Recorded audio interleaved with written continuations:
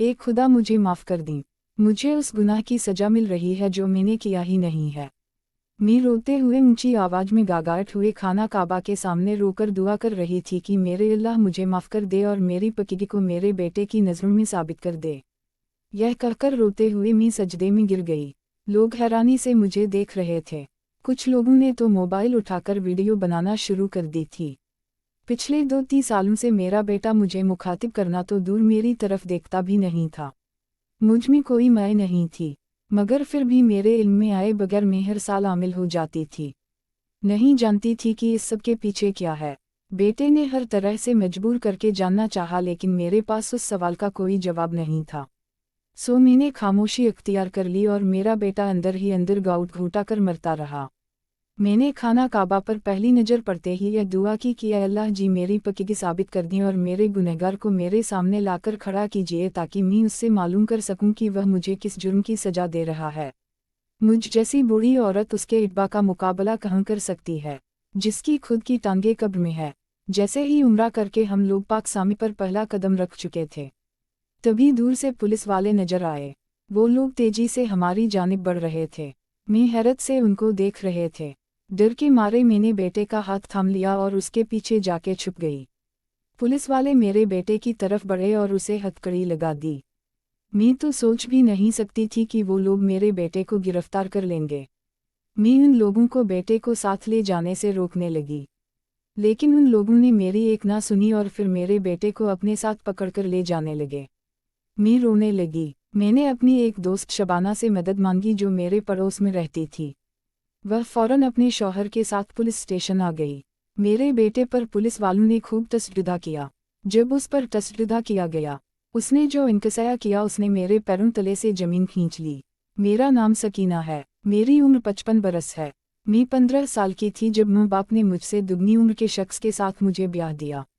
इस दौर में लड़कियों को इस बात की हरगिज़ इजाज़त नहीं थी कि वह शादी के मुतल्लिक़ कोई भी बात अपने मुंह से निकालती। मैंने भी वलिदैन की रजामंदी पर अपना सर झुका दिया।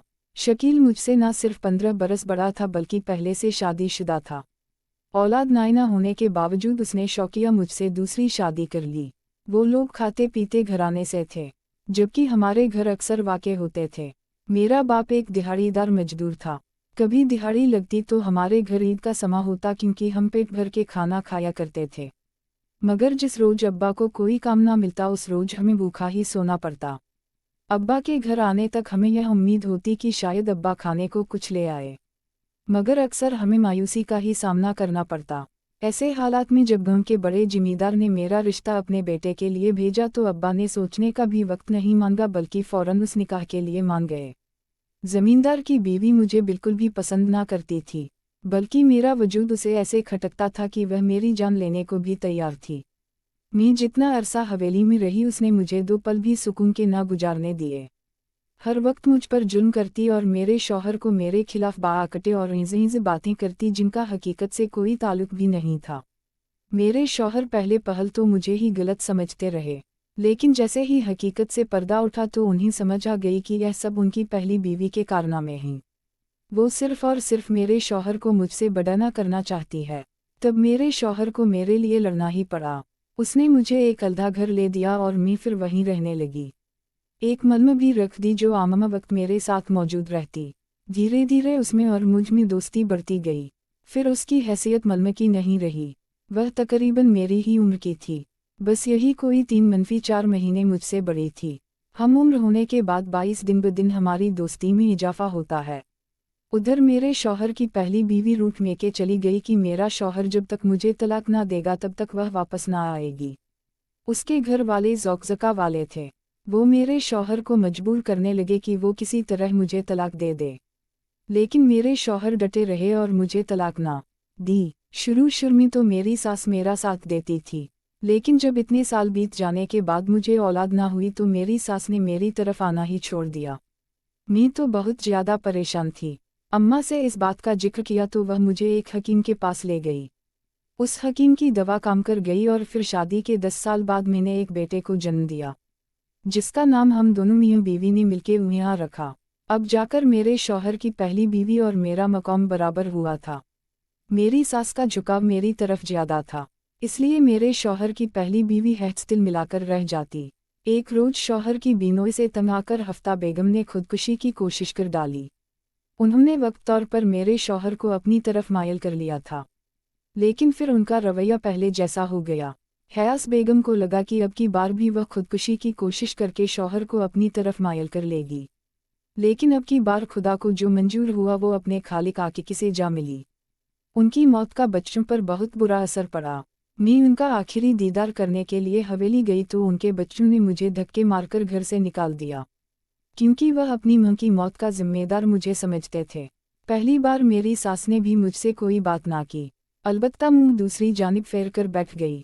मैंने वहां से जाने में ही एहिटा जानी और फिर घर वापस आ गई। मैं शौहर की इजाज़त के बगैर हवेली गई थी। जब मेरे शौहर को इस बात का इल्म हुआ तो वह बहुत ज़्यादा दुखी हुआ और मुझसे गुस्सा होने लगा कि उसकी इजाज़त के बगैर मैं हवेली क्यों गई थी, क्योंकि हफ्सा बेगम के मायके वाले आए हुए थे जो मुझे बिल्कुल भी पसंद ना करते थे, बल्कि वह तो चाहते थे कि शकील मियां किसी तरह मुझे तलाक दे दे।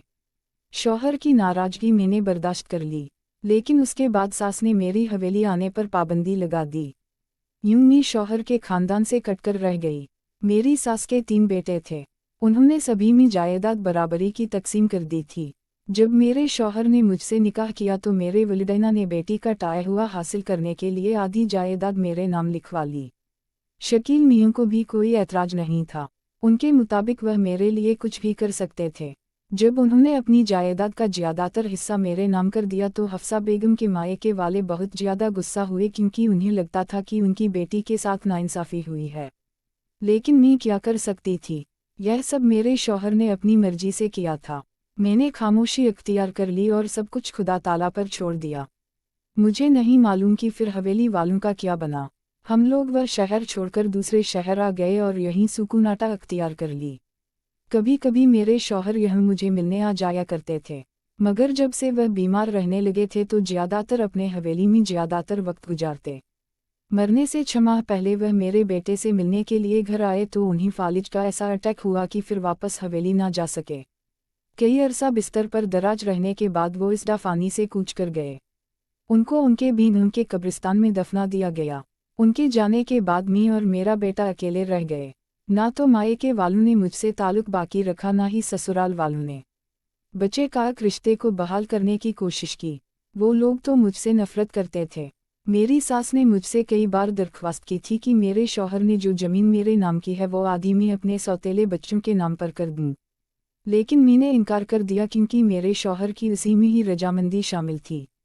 वह जानते थे कि उनके जाने के बाद जो उनके खानदान वाले मेरे साथ अच्छा सलूक ना करेंगे, मुमकिन है कि वह लोग मुझसे मेरा बेटा भी छीन लें और हवेली से भी निकाल दें। इसलिए उन्होंने पक्का इंतजाम किया था। मेरे बेटे को जायदाद में जो हिस्सा मिला था उस पर उसने दिन रात खूब मेहनत की। अब वह जायदाद दुगनी हो चुकी थी। मुझे अपने बेटे पर फ़क्र था। वो हर साल मुझे उम्रे पर ले जाया करता था। कब से मैं उसे शादी करने के लिए इसरार कर रही थी, मगर वो था कि मानने को तैयार ही नहीं था। पिछले कुछ दिनों से मेरी तबीयत बहुत ज़्यादा खराब रहने लगी थी। काम करती तो चक्कर आने लगते और सुबह सुबह तो जी ऐसे मतलाता जैसे ना जाने मैंने क्या खा लिया हो। कई दिन तो मेरे बेटे ने मेरी तबीयत खराबी को महसूस किया और नज़रअंदाज किया। वो बार बार मुझसे इसरार कर रहा था कि मैं जाकर अस्पताल से अपना चेकअप करवाऊं। कब तक ऐसे बीमार औरतों की तरह चारपाई पर पड़ी रहोगी, उसकी बात भी मकल थी। मेरे बीमार होने की वजह से घर का सारा निजाम तहस नहस हुआ। काम वाली आती लेकिन काम करने की बजाय वो सारा काम बिगाड़कर चली जाती। खाना बनाती तो किचन की हालत देखने वाली ना होती। उसे सफाई का कहा जाता तो पोक को इतना गीला कर लेती, ऐसे लगता कि जैसे सारे घर की मिट्टी से लिपी की गई हो। उसकी उन्हीं डटा की वजह से मैं बहुत तंग थी, लेकिन वह नौकरानी मेरा बेटा लाया था। इतनी बार मैंने उसे कहा था कि हम काम वाली बदल लेते हैं, यह तो सही से काम भी नहीं करती, लेकिन मेरा बेटा इस बात पर बिड़ा था कि हमारे घर अगर कोई काम वाली आएगी तो वही होगी। मुझे उसका यह मामला समझ में ना आया। कुछ दिनों से काम वाली नहीं आ रही थी। मैं तबीयत खराबी के बावजूद घर का सारा काम कर रही थी। जब मेरा बेटा मेरी मदद करवाने के लिए किचन में दाखिल हुआ, उसने जैसे ही अंडा तवे पर बनाना शुरू किया, मुझे मटलली सी होने लगी। मैं भागकर किचन से बाहर आ गई। मेरे बेटे ने मेरी यह हरकत बहुत गौर से देखी थी। मेरा बेटा मेरे करीब आया और पूछने लगा, अम्मा सब खैर तो है? मैं कहने लगी, हाँ हाँ मैं बिल्कुल ठीक हूँ, तुम जाओ अपना नाश्ता बनाओ, मैं अभी आकर तुम्हें पराठा बना देती हूँ। मेरे कहने पर वह किचन में चला गया। थोड़ी देर बाद काम वाली आई तो उसके हाथ में मछली थी। कहने लगी, साहब ने मुझे कॉल करके कहा था कि मछली लेती आना, आज घर में मछली का सालन बनेगा। उसकी बदबू मेरे नटहों से टकराई तो एक बार फिर मेरी तबीयत खराब होने लगी। काम वाली फौरन दौड़कर मेरी जानिब भागी और कहने लगी, बाजी आपकी तबीयत तो ठीक है ना? मुझे लगता है कि आपको डॉक्टर के पास जाना चाहिए। उसकी यहाँ गुफ्तगू मेरे सर के ऊपर से गुजर गई थी। शायद तबीयत खराबी की वजह से तंज से कहा गया जुमला मैं समझ ही ना पाई थी, वरना उसने जो बात की थी इस पर मैं उसका मुंह तोड़ देती। पहले ही वह मुझे ज़रा पसंद ना थी, खामखा में हमारे घर के मामलात में टांग आने की कोशिश करती। मेरे इधर उधर होते ही फौरन मेरे बेटे उज़र के साथ जा खड़ी थी और उससे बिला वजह गुफ्तगू करने लगती। मुझे उसकी यह हरकत बिल्कुल भी पसंद ना थी। यही वजह थी कि उसके घर में दाखिल होते ही मेरे माथे पर बल पड़ जाते। वह भी जानती थी कि मैं उसे पसंद नहीं करती, लेकिन उसे मेरे बेटे की सपोर्ट हासिल थी, इसलिए वह मेरे खुद मुकाबिल खड़ी हो जाती। वरना अगर मेरा बेटा उसे इतनी अहमियत ना देता तो मैं उसे अच्छे से बताती कि वह कौन है और मैं कौन हूँ। उसने जो जुमला अदा किया था उस पर मेरे बेटे ने उसे तहरलुदा नज़रों से घूरा और फिर घर से बाहर चला गया। मुझे उस लड़की पर बहुत गुस्सा आया। मेरी उम्र तकरीबन 55 साल थी। ऐसे में अगर वह मेरे मुतल्लिक़ कोई भी ऐसी बात करती तो मुझे गुस्सा ही आता। अभी हम दोनों वहीं खड़े थे। जब मेरा बेटा बाहर से घर के अंदर दाखिल हुआ तभी नौकरानी जताती हुई नज़रों से देखते हुए कहने लगी, मुझे तो कुछ गड़बड़ लगती है, आप लोगों को जरूर डॉक्टर के पास जाना चाहिए। मेरा बेटा शायद बाहर किसी से लड़कर या फिर किसी से बहस करके आया था। वह शदीद गुस्से में था। नौकरानी की बातें उसके कानों में पड़ी तो उसकी जानिब आया और उसके मुंह पर एक थप्पड़ जड़ दिया। मैंने यह थप्पड़ तुम्हें इसलिए मारा है कि तुम अपने काम से काम रखो और आइंदा हमारे घर के मामलात में दखल ना दो, समझी? यह कहकर मेरा बेटा चला गया। नौकरानी हक्की बक्की उसे दूर तक घूरती रह गई। उसकी यह हालत देखकर मुझे बहुत खुशी हुई। उसके साथ यही होना चाहिए था। कितने दिनों से इसने मुझे परेशान किया हुआ था। कुछ दिन मेरे बेटे ने हंसकर उससे बात किया कर ली। वो हवाओं में उड़ने लग गई थी। आज उसी थप्पड़ ने इसे वापस जमीन पर लौटा था। मुझे ज़रा सी बदहजमी क्या हुई। उसने इस चीज़ को कोई और ही रंग दे दिया। मुझे लगा कि अब वो थप्पड़ पड़ने की वजह से दोबारा उस घर में लौटकर नहीं आएगी। मगर अगले रोज ही वह आदम की। उसको देखकर मैं सख्त बदमा हुई थी।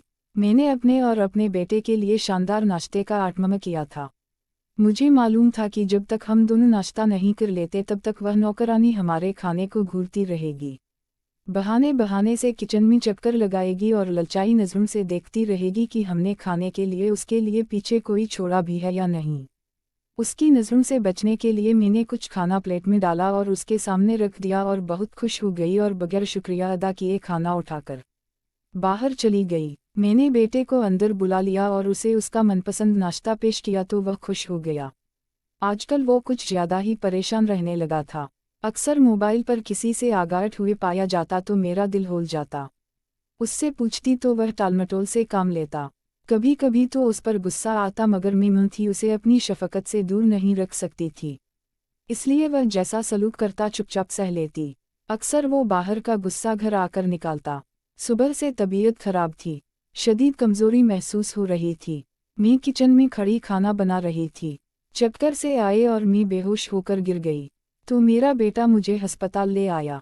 वो मुझे इमरजेंसी वार्ड में लाया था, लेकिन जैसे ही नज़ मेरे करीब आई कहने लगी कि उम्र आपकी क्या है। उसके चेहरे पर तसवीस के साटा थे। मैं उसकी अबेकिना नज़रों को महसूस कर चुकी थी, इसलिए मैं घबरा गई। मैंने बोला 55 बरस तो वह कहने लगी यह कैसे मुमकिन हो सकता है। वह बहुत हैरान थी। मैंने उससे पूछा कि क्या बात है, लेकिन वो भागते हुए बाहर चली गई और फिर जब आई तो उसके साथ एक लेडी डॉक्टर भी थी। मेरा बेटा मेरे पास खड़ा हुआ था। डॉक्टर ने उसे बाहर जाने को बोला। जब उसने मेरा चेकअप किया तो हैरान रह गई। वह नर्स और डॉक्टर सागजियों में बातें करने लगे। मैं बहुत बेचैन हो गई थी। उनके अंदाज देखकर मुझे कुछ अजीब सा लग रहा था। समझ नहीं आ रही थी कि वह दोनों क्या बात कर रहे हैं। मैं उनकी बात सुनने के लिए अपना सारा ध्यान उनकी तरफ लगाए हुए थी। जब मेरा बेटा कमरे में दाखिल हुआ, डॉक्टर ने ढंढकर उसे वापस भेज दिया। नस भी चली गई। वो लेडी डॉक्टर कहने लगी, मुझे आपसे यह उम्मीद थी। यह सुनकर मेरे पैरों तले से जमीन निकल गई। सोच भी ना सकती थी कि इस उम्र में कोई ऐसी खबर सुनने को मिलेगी। डॉक्टर मुझे और मैं उस डॉक्टर को हैरत से घूर रही थी। मैंने काबों पर जुबान को फेरते हुए डॉक्टर से कहा, लेकिन डॉक्टर साहिबा यह कैसे मुमकिन हो सकता है? मैं एक पाडड़ा औरत हूँ। मेरे शौहर तो 10 साल पहले ही इंतकाल कर चुके थे। आप ऐसे कैसे कह सकती हैं? यकीनन आपकी मशीन में कोई खराबी होगी। यह कहकर मैं जल्दी से उठ खड़ी हुई। डॉक्टर मेरी बात सुनकर हैरान रह गई। कहने लगी, किस किस्म की औरत हैं आप? ऐसा कैसे हो सकता है? अगर आप इतनी ही पाडड़ा हैं तो आप आमिल कैसे हो सकती हैं? उसकी यह बात सुनकर मैं रोने लगी और कहने लगी, खुदा का वास्ता है मुझ पर तोहमत मत लगाओ। क्या तुम्हें ऐसी वैसी औरत दिखाई देती हूँ मैं? अभी हम दोनों में बहस चल रही थी जब मेरा बेटा कमरे में दाखिल हुआ। वह गुस्से का बहुत तेज था। डॉक्टर की बात सुनते ही वह आठ से उखड़ गया और डॉक्टर साहिबा को ही बुरा भला कहने लगा। उन दोनों में इतनी बहस हुई कि मेरा सर घूमने लगा। ककाट सर के साथ मैं दोबारा बेड पर बैठ चुकी थी और उन दोनों को देख रही थी। मेरी खराब तबीयत के पीजीना वो दोनों खामोशी अख्तियार कर चुके थे। मैंने रोते हुए डॉक्टर से बोला, मुझे यह बच्चा नहीं चाहिए। खुदा का वास्ता है, हमारी मदद करो। मैं इस उम्र में लोगों को मुंह दिखाने के काबिल नहीं रहूंगी।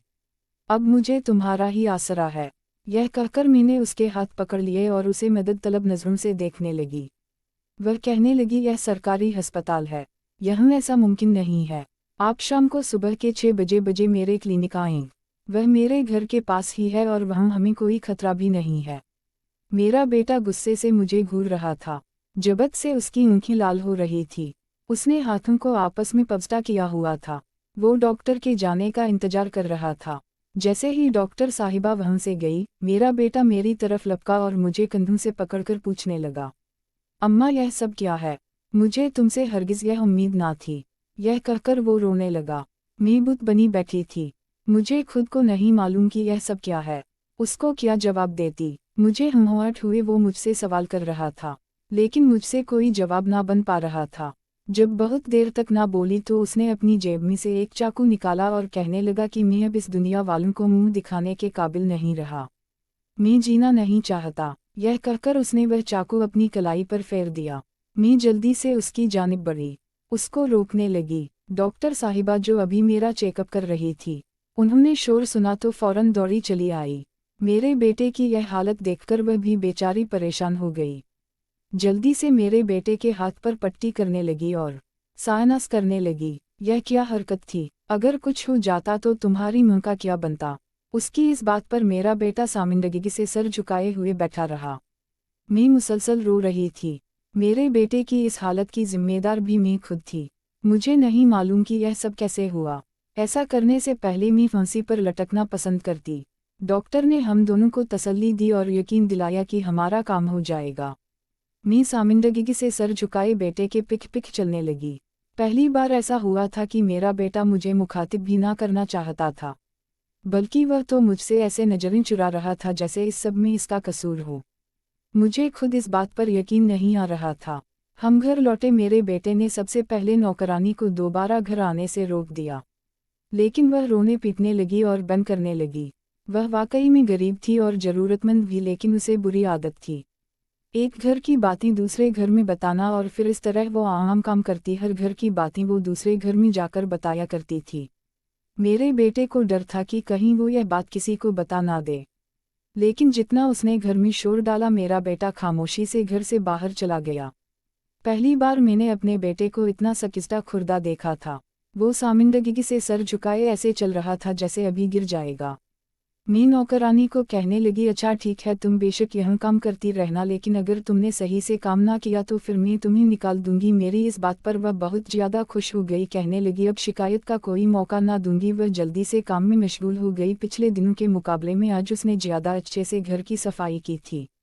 कुछ अर्सा तो वह हमारे घर में काम करती रही। फिर मेरा बेटा नई मलमा ढूंढ लाया जिसका नाम शाजिया था। वो मासूम सी लड़की जल्द ही मेरे दिल में घर कर गई।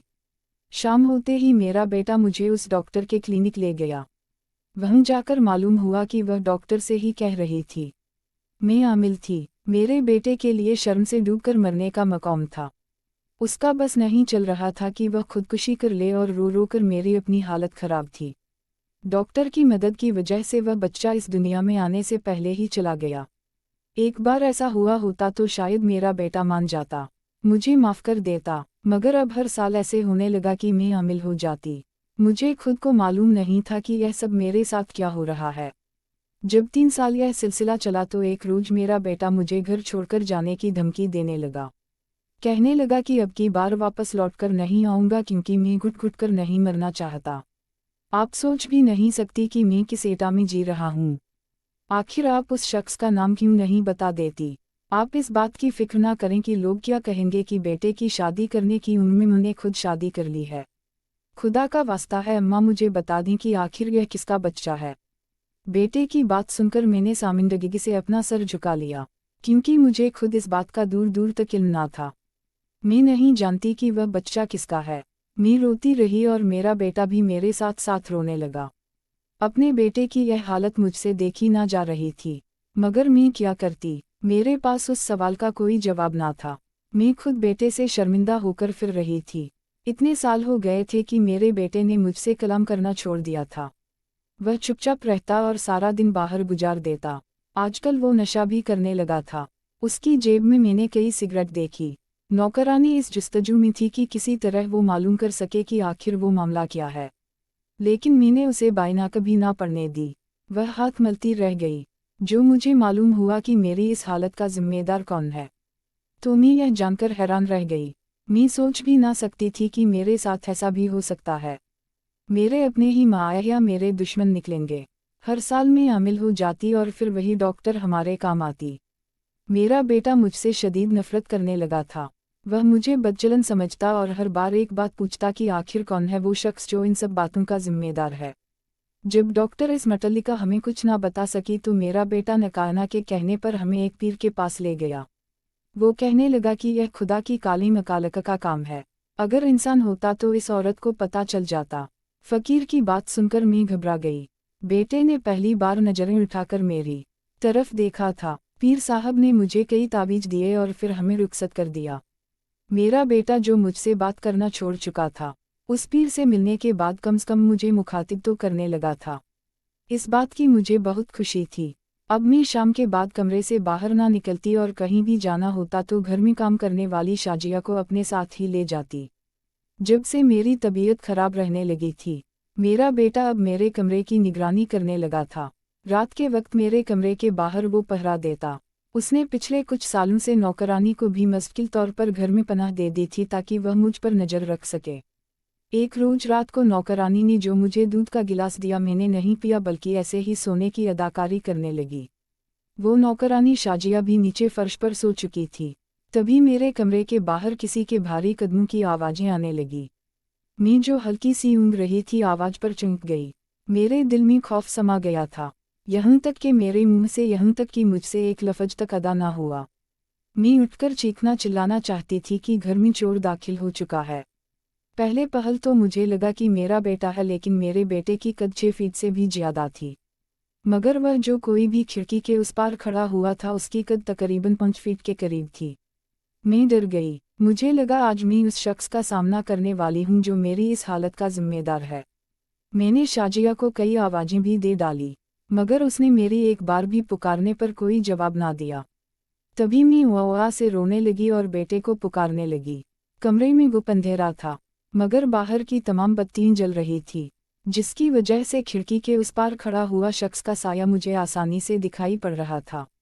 पहली बार मुझे यकीन आया कि यह खुदा की किसी काली मकालका का नहीं बल्कि किसी इंसान का काम है।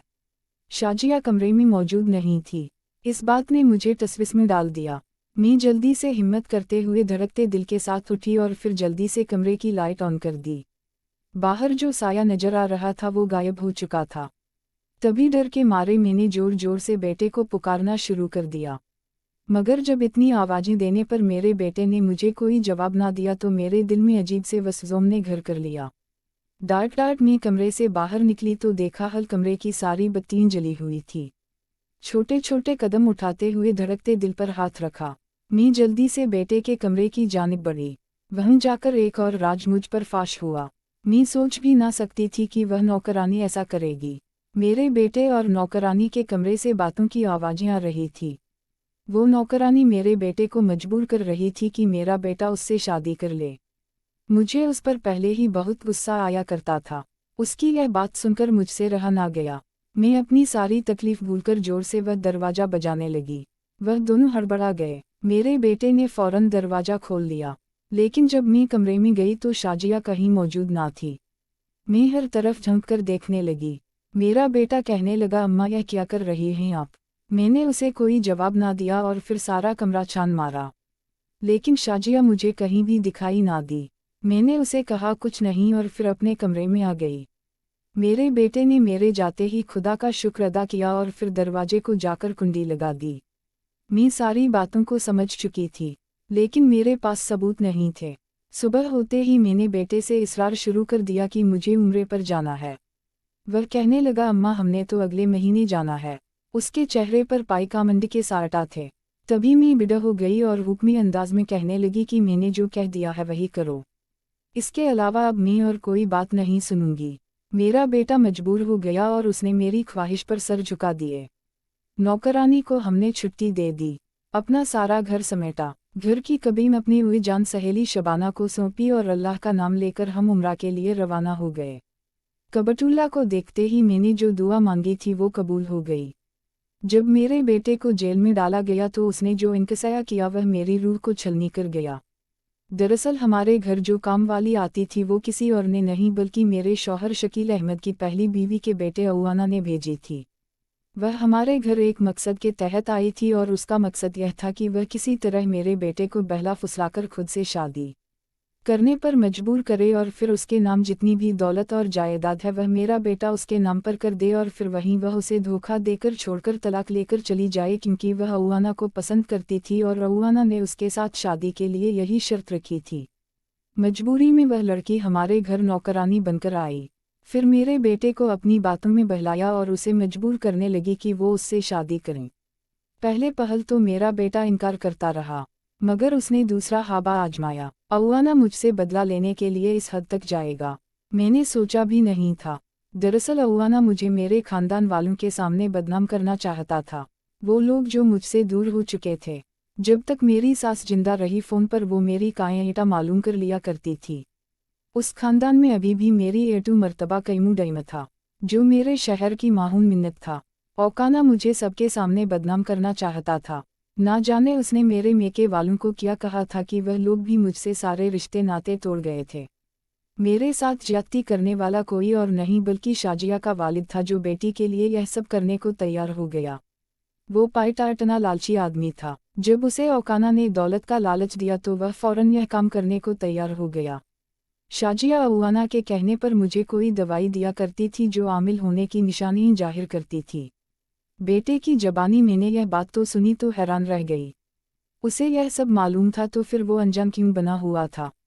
आखिर क्यों उसने अपनी मां के साथ इतने सालों तक यह नाइंसाफ़ी होने दी? मैं उससे बहुत नाराज थी, उससे बात ना करना चाहती थी, मगर वक्त रहते शाजिया अपनी ही चाल में फंस चुकी थी।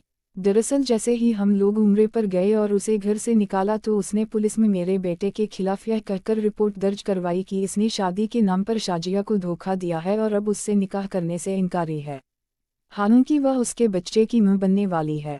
पुलिस के सामने उसने यह जाहिर करने की कोशिश की कि मेरा बेटा उज़र कसूरवार है। शाजिया ने जो पुलिस को रिपोर्ट में शिकायत दर्ज करवाई थी उसके मुताबिक मेरे बेटे ने शाजिया को इस्तेमाल किया था और मुझे भी जिस्म फरोशी पर मजबूर किया था, जिसकी बदौलत मैं हर साल आमिल हो जाती थी और वह उस डॉक्टर की मदद से हमल जाया करवा देता। जब पुलिस वालों ने यह सारी बात सुनी और उस लड़की का साथ देते हुए अऊआना को देखा तो वह लोग समझ बैठे कि मेरा अपना बेटा ही गलत है और उसने कोई गुनाह किया है, जबकि ऐसा कुछ नहीं था। अऊआना और शाजिया दोनों मिले हुए थे, मेरे बेटे के खिलाफ साजिशें कर रहे थे, जबकि बडाटा मैं खुद उनके सामने मौजूद थी। तभी शबाना और उसके शौहर की मदद से मैंने वकील को हायर किया और फिर मेरा बेटा बेवा हो गया और अऊआना को 3 सालों की जेल हो गई। शाजिया का बाप भी बेटी का गलत कामों में साथ देने की वजह से पकड़ा गया। लेकिन अपने बेटे की रिहाई की मुझे खुशी तो थी, लेकिन ज़्यादा इस बात का दुख था जब मैंने हवेली वालों के हालात सुने। मेरे पैरों तले से ज़मीन निकल गई। सोच भी ना सकती थी ज़मीन पर अकड़कर चलने वालों का यह हाल होगा। वह अपनी ही बेटों की वजह से कत्ल कर दिए जाएंगे। दरअसल जब मेरे शौहर का इंतकाल हुआ तो शकील के दोनों भाइयों में जंग छिड़ गई। दोनों ही इस हवेली को लेकर लड़ने लगे, जिसमें अवाना और उसकी बहन समीना का भी हिस्सा था। उनके ताया उन्हें मजबूर करने लगे कि वो किसी तरह हवेली उनके नाम कर दें, जबकि छोटे चाचा ने भी कोई कसर बाकी ना रखी। उनके ताया कुछ ज्यादा ही समझदार थे। मौके की नजाकत से उन्होंने बेहतरीन चाल चली थी। अपने बड़े बेटे से समीना का निकाह करके उन्होंने भतीजे से हवेली के कागजात पर साइन करवा लिए। यूं अवाना दर बदर हो गया और समीना ब्याह कर ताया की हवेली चली गई। अब उस बड़ी हवेली में जो अवाना और जमीनों का हिस्सा था वो भी उनके बड़े ताया जलाल के नाम हो चुका था।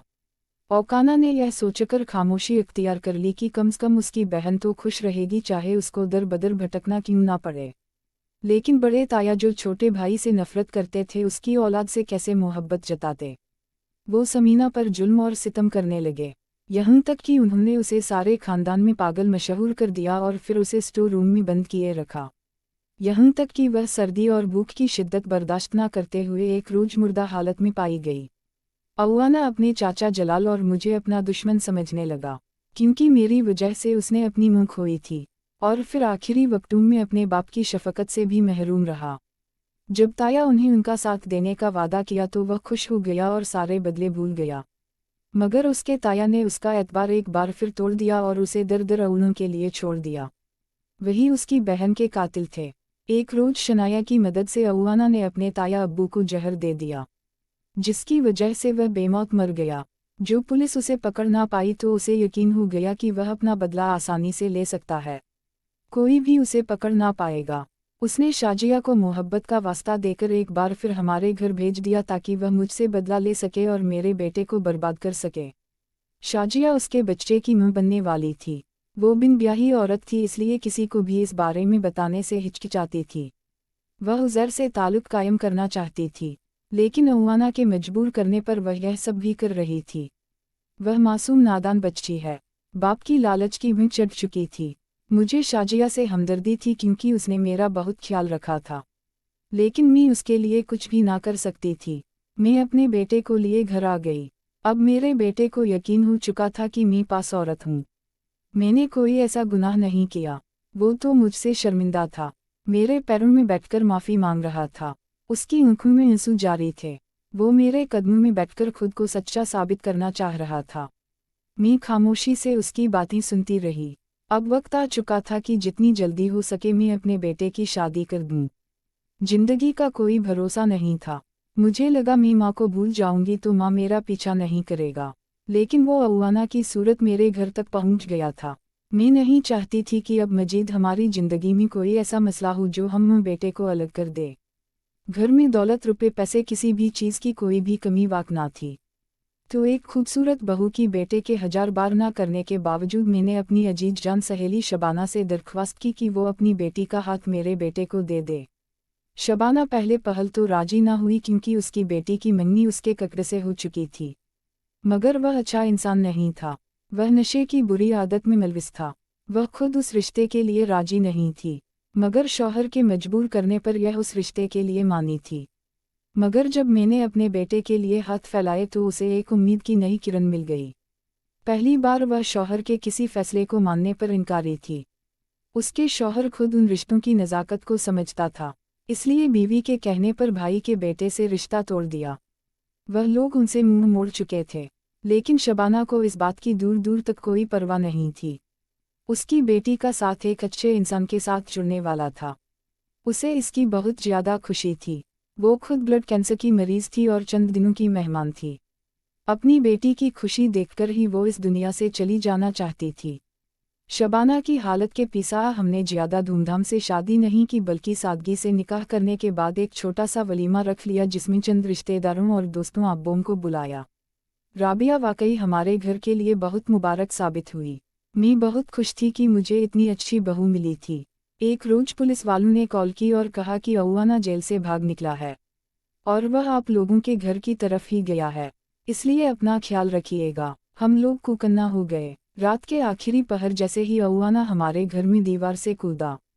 मेरे बेटे ने फौरन पुलिस को कॉल कर दी और फिर पुलिस के चुंगल से बचने के लिए वह भाग निकला, मगर एनकाउंटर में मारा गया।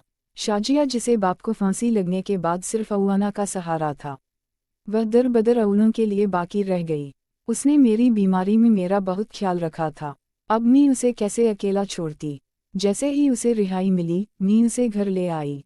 वह मुझे अपनी बेटी की तरह अजीज थी। मेरी बहू राबिया मुँह नहीं बन सकती थी, लेकिन शाजिया ने जुड़वा बच्चों को जन्म दिया। बच्चों के पैदा होते ही उसकी रूह परवास कर गई। मैंने वो दोनों बेटे अपनी बहू की झोली में डाल दिए और फिर हम एक खुशहाल जिंदगी गुजारने लगे। शाजिया की मौत के वक्त मैंने ऐसे महसूस किया जैसे मैंने अपनी सगी बेटी को जमीन में दफन किया।